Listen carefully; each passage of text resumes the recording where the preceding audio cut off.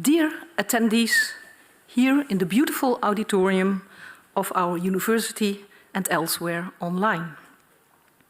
I would like to welcome you as pro-rector of this academic session on the occasion of the inauguration of Dr. Andrzej Piatkowski as Professor of Innovative Reconstructive Surgery at Maastricht University. My name is Annemie Scholz. I'm the Dean of the Faculty of Health, Medicine and Life Sciences, where the chair is installed, embedded within the Department of Plastic Surgery at Maastricht University Medical Center and the Nutrim Research Institute. After his medical education at RWTH Aachen, Andrzej, I always say Andrzej, but it's Andrzej, excuse me, chose to specialize in plastic surgery. He was certified as plastic surgeon in 2009 and thereafter deepened his knowledge in hand surgery. In 2011, he was awarded the International Traveling Fellowship of the American Society of Aesthetic Plastic Surgeons. And this allowed him to visit some of the world-renowned leaders in his field. The journey also introduced him into options of total breast reconstruction using lipofilling. Thereafter, he transferred from Aachen to Maastricht and centered his interests in reconstructive breast surgery while maintaining his experience in hand surgery. And this resulted in a steep clinical academic career in Maastricht. He developed an alternative option for patients in need of breast reconstruction that cannot or do not want to go the common procedures. And over the last years, this has led to an exceptional status of his outpatient clinic for problematic breast reconstruction cases that are in need for innovative approaches. And in a minute, Professor Piatkowski will certainly elaborate on the method of breast reconstruction by fat transplantation that he has put on the map in the Netherlands and for which he is now an international authority himself. He furthermore ensured that this new technique is also eligible for reimbursement by Dutch health insurers. I think a beautiful illustration of clinical innovation with immense impact for patients, their loved ones, and also for the caregivers. As you can imagine, that this innovative care pathway has also contributed to the profile of the department and of Maastricht University Medical Center as a whole, as an international center of excellence in breast reconstructive surgery.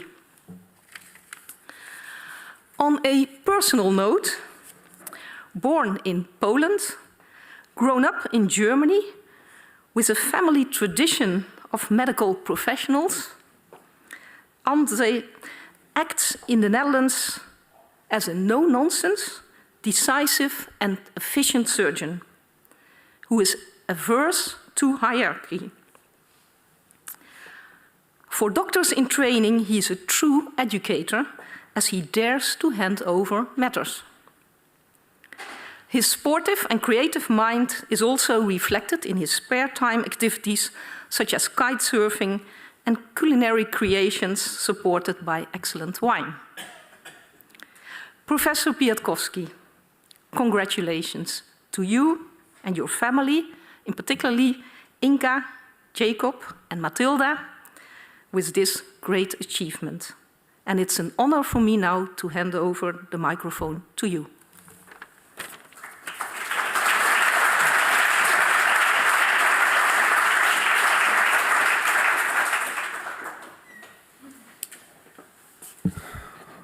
Thank you very much for the introduction, dear Dean, dear Prorector, dear guests, dear friends. Thank you very much that you've come all the way here. So I want to take you today on a journey about what liposculpting the future means and what innovative reconstructive surgery actually means. And for that, we have to start with what innovation actually means.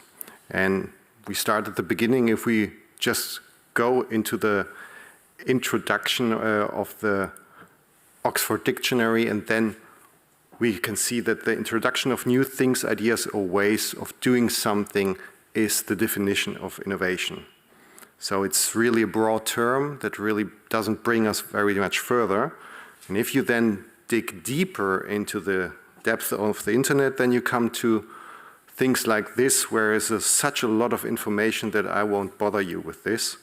But it's a beautiful explanation on how innovation has evolved over the last 220 years.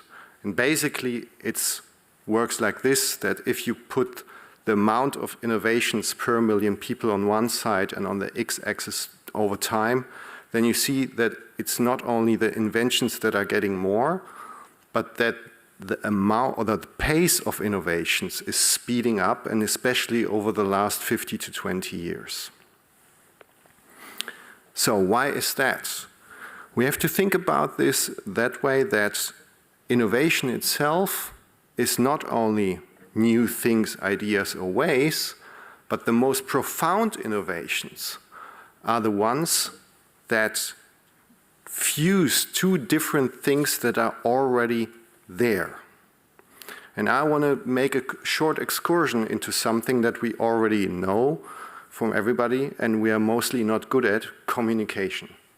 And communication has been the way in how you could win a war, and is until today the most important thing. So when we think about the history of communication, then we go 250, 300 years back, and then signing with flags was the way to transport information over long distances. So how did this get better? It was the introduction of electricity that led to that somebody came up with the idea to put these two ways together and came up with a telegraph, where through electric impulses the possibility of communication over long distance is possible. And it was just shortly after that somebody used the transcription of voice into electric impulses that made it possible that Graham Bell stood there and invented the telephone. Now, I won't bother you with the evolution of the telephone, but if we just spring over to about 20, 30 years ago, everybody, when I studied medicine, everybody wanted a mobile phone. And it was really the big thing at the moment to have a mobile phone. And some nerds had something like this, a pocket PC, which was really handy and was nice, but really didn't work. And you had like two things in your pocket, so it was really not really feasible. And then there came somebody along and took just these two things and put them together. And there we are with the smartphone, the basic thing that everybody has in our pocket now, and that mostly, at least in my life, dictates our life. So, back again, innovations per time are speeding up and are getting more and more. And the same is for surgery, because surgery is not alone in this area. So when we go into the history of surgery, we have to go back to 600 before Christ, when the Shruta in India performed the first plastic surgery operation, actually. They used tissue from the forehead in order to reconstruct the nose, a procedure that is used up until today. And then we can skip forward like more than 2,000 years until 1600, when Tagliacozzi in Italy came up with a different way to reconstruct the nose. So a long time there was nothing really happening. And then, over the last 220 years, it was also in surgery that innovations came up and went faster. And when I take up these surgeons that the names most of you may maybe know if you are in surgery, Volkmann, Langebeck, Gillies, They were all innovators because they had to be. They were confronted with things from outside of surgery as well as from inside of surgery, new manners and new techniques they had to cope with. And they not only invented techniques, but they also invented the instruments, and especially the hooks of these surgeons are used until today in surgery. So, but the innovations don't stand still. Plastic surgery has had even impact on the whole society. So just over the last years, the Dutch Society of Plastic Surgery has made efforts to ban dogs, special dogs, from biting, has made efforts to improve the problems with fireworks, and we have succeeded in that. But the first point that plastic surgery has made an effort to improve the society, it goes back to 1930s when the Plastic Surgery Society of the American Society asked Congress in America to make shatterproof windshields a must in cars. And we are using this until today. So going from automotive to innovation, I want to stand still by saying by Charles Kettering, a big innovator in the 1950s to 70s in automotive. And he said, if you've always done it that way, it's probably wrong. So this is really a great idea how innovation can shape us and how we should think about a lot of things so that we go on further. And two guys that I hope or think that maybe had the same idea at that time when Charles Kettering lived were Thomas Cronin and Frank Gehry. And they are well known for the product that they produced. And the product is that what you think of the most when you think of plastic surgery, the breast implant. And the breast implant was again something that was developed not really for reconstruction, but mostly for aesthetic, for cosmetic purposes. And it is still used mostly for cosmetic purposes. But still, it also had an impact on breast reconstruction. And up until today, more than 50 years later, it is the standard worldwide in breast reconstruction. So when I talk to patients that have had an amputation of the breast or need to have an amputation of the breast, the silicone breast reconstruction is still standard of care. But over the last decades, another way has become also another standard, and this is the deep flap. And I want to go through the innovations that have made it possible to use the deep flap nowadays as a standard procedure. It was in 1920 that the microscope for operations was introduced, but it took another 40 years until we had the development of micro-instruments. And only then, when these two things were developed, we were able to replant an upper arm or replant a thumb. And then, from then on, the innovations kept coming, like the first free flap, where you transplant tissue from one place to another. The first perforator flap, where you use the same technique but use smaller vessels in order to be more, so you don't use so much tissue. And then the deep flap for breast reconstruction came in 1994. So we are only 30-something years when it was developed. And it was at the beginning of my journey in plastic surgery when I was in Aachen with Professor Palua that the deep flap came to Europe and that it began to be done. And I'm proud to say that in 2016 we were the first one to do an operation of the deep flap with an exoscope, which is a 3D microscope, something new that is not quite the standard yet, but I hope we will go on there. So, and I would have loved to say that at 2025, the deep flap is the standard in breast reconstruction, but not quite yet.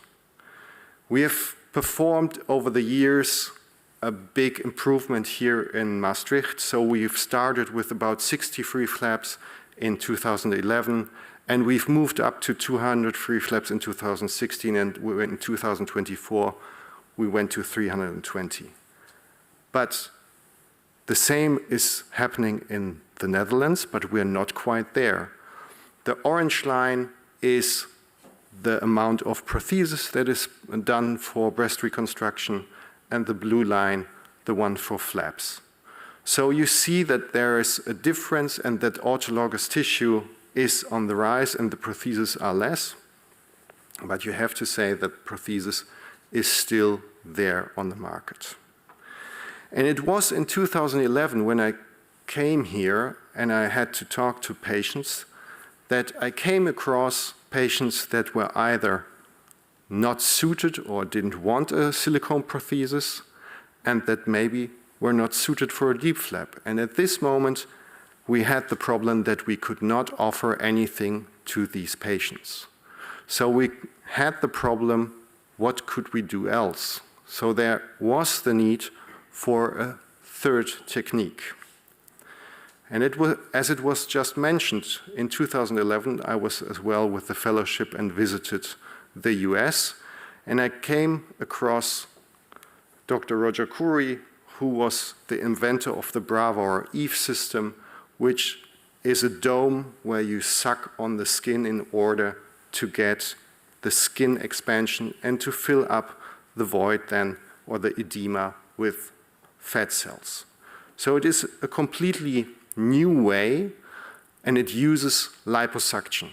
And I know that everybody, when I say liposuction, is thinking of these Instagram models that post it, but I can assure you, liposuction is a standard also in reconstructive surgery that is not only used in cosmetic surgery. It's basically a technique where we inject fluid at the moment, at the place where we want to suck out the fat, and then we use a suction device to get the fat out. And in cosmetic surgery, it was always that the fat was thrown away. But the idea of lipofilling was that this is the new gold and that we can use it. And we have to thank Sidney Coleman, who in the 90s had the idea to standardize this procedure. And by this, we were able to process the fat to get rid of blood and water and other detriments, and use only the pure fat in order to put it back into places where we need it. So the idea of the breast reconstruction using lipofilling was born, and it is actually a pretty easy way to work like on a sculpture. We sculpt away parts of the sculpture, like with a chisel, the abdomen, and then we put back this material to the breast like using clay. And the beauty of it is that we can repeat it and get the abdomen better and get the breast bigger. So how did we get there? The journey to lipofilling began when we came here to the Netherlands, and in 2011 I started here doing the first patients. And it was actually, I have to thank the Dutch government that in 2013 they banned lipofilling because they said that there was no evidence. So the Dutch society was at that moment in panic, or at least not happy with it. And I thank them until today that they supported us by the application for a grant to study lipofilling, which we did. And we also did a literature search in order to analyze what evidence there is. And based on this, the first win we could get was that it was back in 2016, at least for small amounts, to reconstruct the breast. But there was this one little thing. We got this grant, so we had to put up the breast trial. Something which I attribute all my gray hair that I got over the last 10 years to, and which is actually something where we performed a trial where patients were randomly assigned to either the group of the silicone prosthesis or the group of the lipofilling, where the breast was expanded by this device, by Dr. Curry, and then filled up with fat. And the beauty about it is that we had less complications in the group with the lipofilling and then with the prosthesis, and that we could show that this technique really works. And as a side effect, we could also show that patients that had a reconstruction with the lipofilling had better results sensation-wise and with their autologous tissue than with the implant. But this is not enough, because there was also questions about, is it safe? Is it possible? What are you doing there when you're putting stem cells? Because we knew then that there are stem cells in this fat. What is with the safety? So first of all, we published studies based on the literature that showed that it is safe. But then we also had to do another trial where we looked at more than 200 patients and followed them up. And I'm happy to say that we just are publishing now the study, the first follow-up of it, and we see that it is also oncologically safe from a perspective where we are now. And we also wanted to show that it is also the question how to make it better for the patient. So we had started a couple of years ago another trial, the EVBRA trial, where we are evaluating the pump which sucks on the skin, because patients are really troubled by it, and we want to make it better. So to sum it up, in 2022 we presented everything to the Dutch authorities, and autologous fat transfer became the third option in breast reconstruction, which is since 2023 paid by the insurance. So when I'm now sitting with patients and discussing what to do when they reconstruct want to reconstruct their breast, I can show them that we have now 3 different options that they can choose from, if they can choose. But we are not done with it. There is a lot more that we have to do, because we have to get the surgeons trained that are going to do this procedure in the future. Because only that the ones that are doing this can do it doesn't mean that everybody can do it. So we have performed, under a grant from the Dutch authorities, again, an online teaching environment that gives us the possibility to train based on illustrations, operating videos, the possibility to train surgeons at any moment in time. And I'm happy to say that it is available now to all plastic surgeons in the Netherlands that want to perform this procedure. And in order to stay up to quality, we also started a cooperation with the radiologic department of this institution in order to evaluate how the breast looks after performing this reconstruction. So we did ultrasounds, we did MRIs and mammographies in order so that radiologists all over the world can see what or know what to expect when they perform mammography, ultrasound or MRI in such a breast.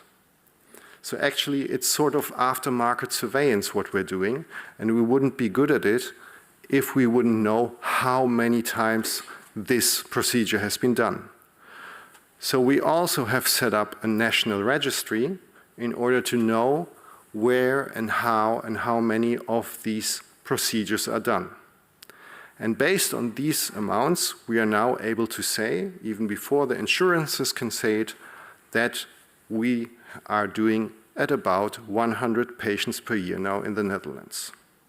So compared to the other reconstructions that you can see here, it's a low amount, absolutely. But we are 25 years behind the free flap breast reconstruction, and we are 50 or 60 years behind the silicone breast reconstruction. So what next? the procedure has for all become easier for the patient because it seems beautiful that you can just do some liposuction, get rid of the fat that you don't, and put it back into the breast. But still, it's not so easy for the patient because they have to wear this device before and after. And it's not only the patients for that it has to become easier, but I also have to convince colleagues that it is working.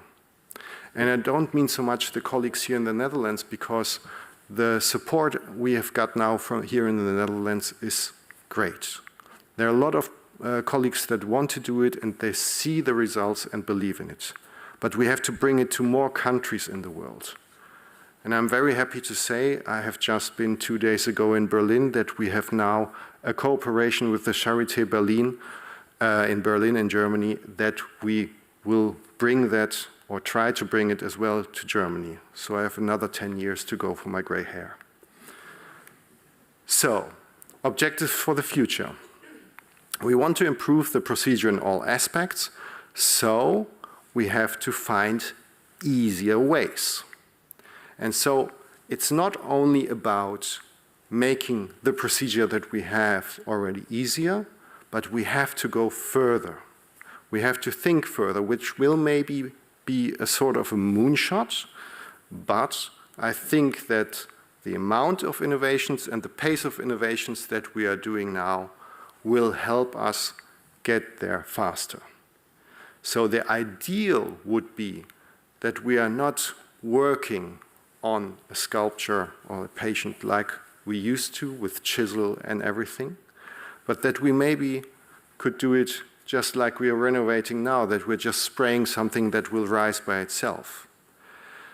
And this goes back to the doctoral thesis that I did in Aachen in 2003 already, which is the same idea that you just use fat together with a substance that you can inject, and it will lead in the body to it that it will expand and that also the fat can grow in there so that you can grow a complete breast. And I'm happy to say that we are working together with a startup from Eindhoven to go further into this research. And we're not stopping there, because also if you want to understand this, how this works, you have to understand fat. And what we know now is that fat is not fat, although everybody just wants to get rid of it. But we know, especially also from cardiology, that the fat around the belly is the most important, especially for your risk of heart infarct.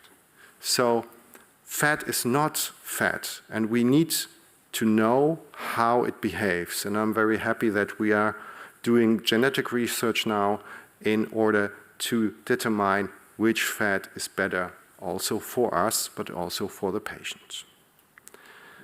And another point of interest that we're going to pursue in the next years is irradiation, because we are now restricted and we are not allowed to use this new method in patients that have been irradiated.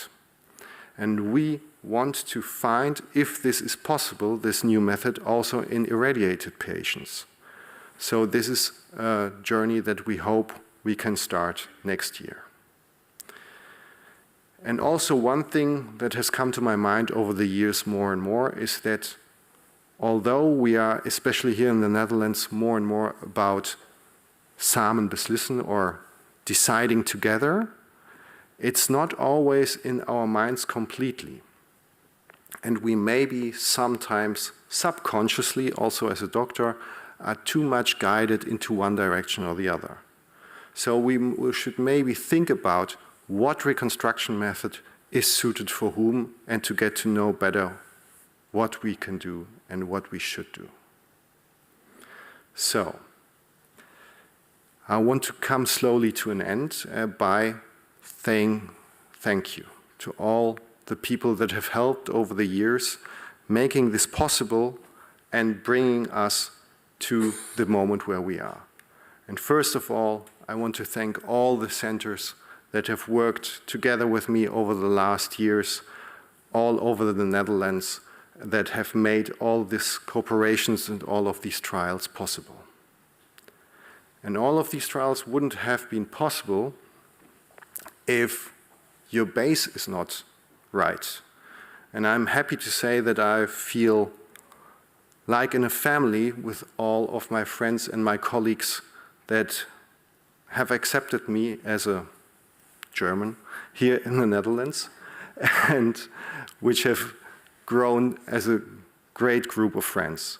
And also with this great group of friends, we were able to build something up, which is now also, intertwined with us here with the Maastricht University, which is Mooi Kliniek. And I also would like to thank all the staff that make our work there very, very well every day. And I will not stop there, but I have to also thank all of my PhDs that have been here over the years, that have made all this research possible, and that have made a lot of this work. And it was really a pleasure to work with them all over the years. And I want to thank Juliette Hommes there, especially, who has also always been on the side. And when I have to thank Juliette, who was always in our research team, I have also thank somebody else, Esther Heutz, who has always said to me, there's more than plastic surgery, you also have to think about the general surgery and oncological surgery, so thank you about that. As well as our statistician, Sander van Kuijk. Without him, my mathematics skills would have not been enough to come to where we are today. And I'm very happy to say that we have also now a cooperation with Timo van Nijnatten, who was not able to be here today, which I'm very sorry, but which we do all the radiological follow-up now.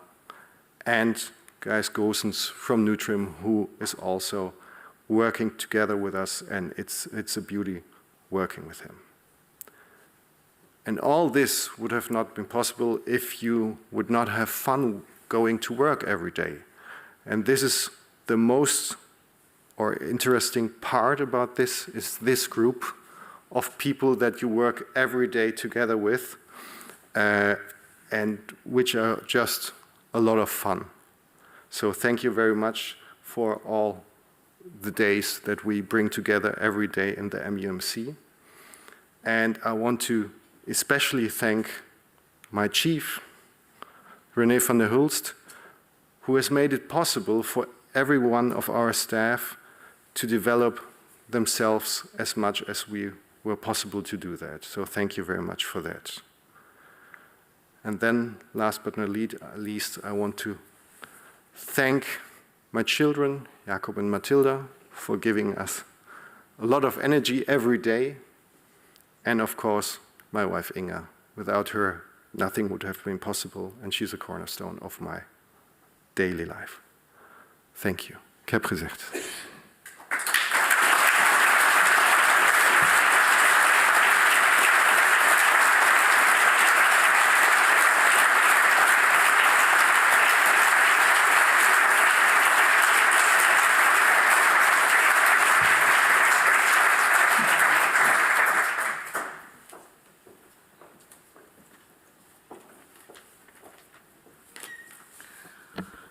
Thank you very much, showing us this beautiful journey from innovation to impact. But I also noticed that you mentioned, and now are showing 2 times your graying hair. And then I was thinking, what would be a solution for you to keep innovating, because you're young and we expect a lot the upcoming years. Then I look to the chief you're admiring. And it might be a solution to just get rid of the hair and then continue your work. But I also understood from him that you have a much better choice for boldness, and that's the choice of where you will drink your excellent wine this evening, amongst others. So the other option is to look at your wife and children, and that they may suggest a nice color to continue your further career here in Maastricht. But let's finish off, because now it's time for all of you to toast on Andrzej, and therefore I will close this session. I would like to ask you to please wait until the cortege will leave the aula. We will go to the patio, to the sunshine, because it's such a beautiful weather, and thereafter we hope to see you all and have a nice time together. And hereby I close this academic session.